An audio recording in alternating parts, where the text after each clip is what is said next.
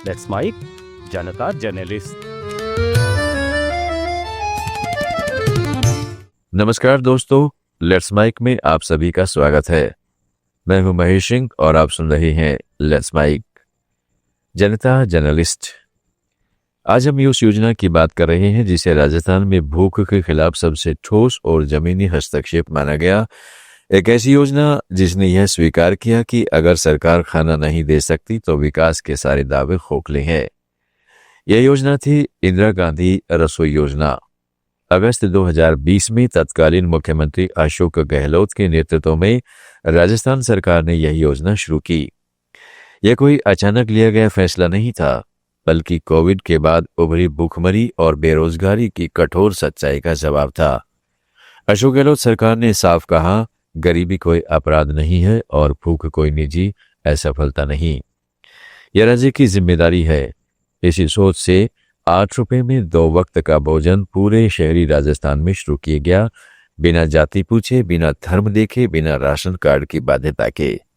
सरकार ने माना कि जो सबसे गरीब है वह अक्सर सबसे ज्यादा कागजों से बाहर होता है, इसलिए इंदिरा रसोई में पात्रता नहीं, भूख की पहचान थी। गहलोत सरकार ने कार्यक्रम में राज्य में 900 से अधिक रसोई केंद्र स्थापित किए। सरकारी आंकड़ों के अनुसार करीब 9 करोड़ थालियां परोसी गई। रोज औसत 2 से 2.5 लाख लोग इस योजना से खाना खाते थे। यह संख्या अपने आप में बताती है कि योजना केवल कागजों में नहीं, जिंदगी में काम कर रही थी। लेकिन 2023 के अंत में राजस्थान में सत्ता बदली, भाजपा सरकार आई और उसके साथ बदल गया योजना का नाम, उसका ढांचा और उसका दृष्टिकोण। इंदिरा गांधी रसोई को श्री अन्नपूर्णा रसोई योजना कहा गया। सरकार ने कहा, योजना वही है, सिर्फ नाम बदला है।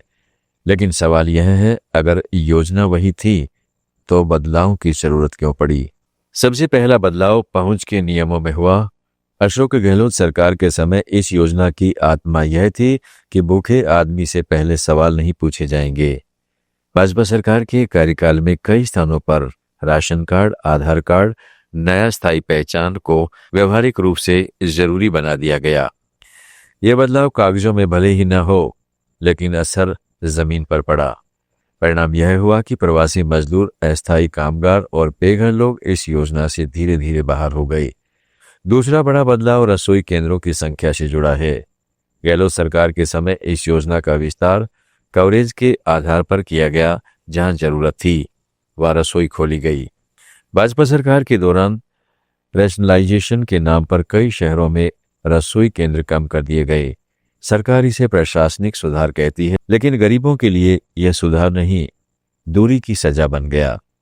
तीसरा और सबसे अहम बदलाव लाभार्थियों की संख्या में गिरावट। गहलोत सरकार के अंतिम वर्ष में जहां रोज 2 लाख से अधिक लोग इस योजना से जुड़े थे, वहीं भाजपा सरकार के दौरान अन्नपूर्णा रसोई के औसत दैनिक लाभार्थी घटकर 1,20,000 से 1,40,000 रह गए। यानी हर दिन करीब 60 से 80,000 लोग इस योजना से बाहर हो गए। सरकार कहती है, हमने थाली का वजन बढ़ाया है, लेकिन सवाल यह है, अगर खाने वाले ही कम हो जाएं, तो भारी थाली किसके लिए है? अब बात करते हैं फंडिंग और भुगतान व्यवस्था की। अशोक गहलोत सरकार के समय रसोई संचालकों को नियमित भुगतान होता था ताकि योजना बाधित न हो। भाजपा सरकार के दौरान भुगतान में देरी की शिकायतें बढ़ी। कई जगह 90 से 120 दिन तक बिल लंबित रहे। इसका असर यह हुआ कि कई स्वयंसेवी संस्थानों ने रसोई संचालन बंद कर दिया या सीमित कर दिया। सरकारी आंकड़ों के अनुसार करीब 15 से 20% रसोई केंद्र अनियमित रूप से संचालित हुए या अस्थायी रूप से बंद रहे। अब सवाल यह उठता है, क्या यह प्रशासनिक सुधार है या योजना को कमजोर करने की प्रक्रिया?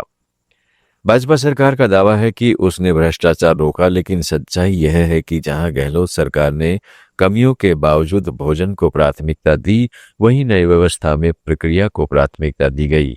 और जब प्रक्रिया भारी हो जाती है तो सबसे पहले करीब ही बाहर होता है।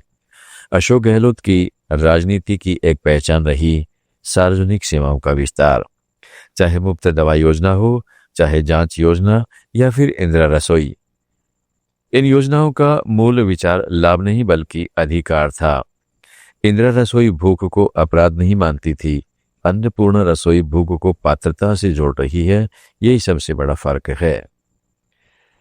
आज योजना कागजों में जिंदा है, लेकिन इसका प्रभाव सिकुड़ गया है और यही इस पूरी कहानी का निष्कर्ष है। योजना का नाम बदलना आसान है, लेकिन भूख मिटाना राजनीतिक साहस मांगता है। अशोक गहलोत सरकार ने उस साहस का प्रदर्शन किया। मौजूदा सरकार ने उसे बनाए रखने के बजाय उसका स्वरूप बदल दिया। यह थी लेट्स माइक जनता जर्नलिस्ट की खोजी स्क्रिप्ट। मैं हूं महेश सिंह। सवाल पूछे जा चुके हैं, अब जवाब सरकार को देना है। It's time for news. It's time for more than radio. Presenting the first radio news app, Let's Mic. Let's Mic, a news-based app on your phone where you get to watch and listen news, talk shows, interviews, radio show podcasts.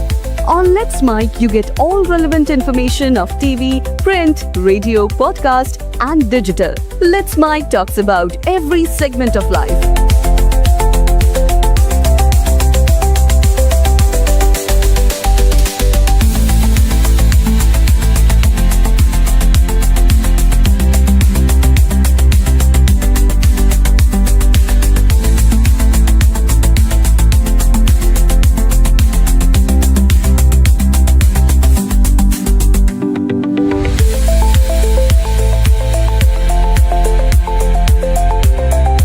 Download the app now from Play Store. Available both on Android and iOS mobile phones. Follow us on YouTube, Instagram, Twitter, LinkedIn, Facebook, Telegram, WhatsApp, Snapchat. Let's talk, let's connect, and let's mic. It's time for news. It's time for more than radio. Presenting the first radio news app, Let's Mic. Let's Mic, a news-based app on your phone where you get to watch and listen news, talk shows, interviews, radio show podcasts. On Let's Mic, you get all relevant information of TV, print, radio, podcast, and digital. Let's Mic talks about every segment of life.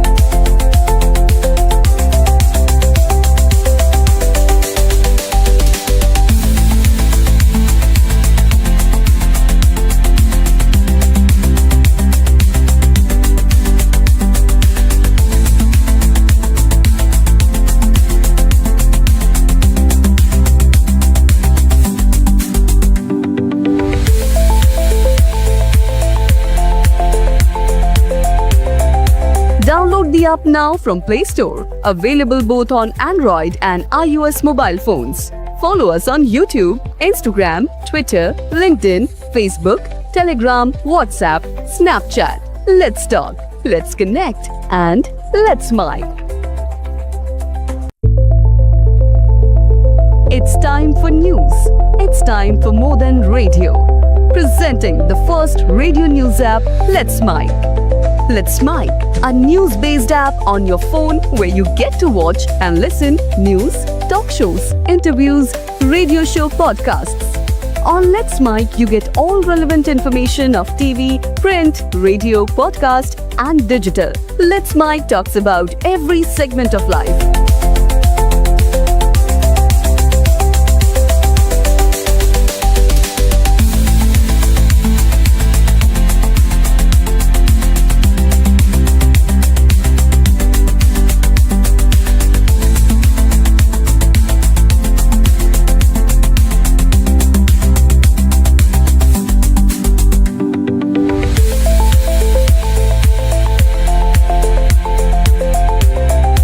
Download the app now from Play Store. Available both on Android and iOS mobile phones.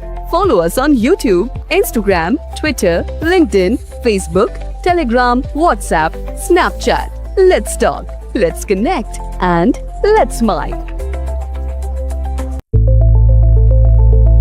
It's time for news. It's time for more than radio. Presenting the first radio news app, Let's Mic. Let's Mic, a news-based app on your phone where you get to watch and listen news, talk shows, interviews, radio show podcasts. On Let's Mic, you get all relevant information of TV, print, radio, podcast, and digital. Let's Mic talks about every segment of life.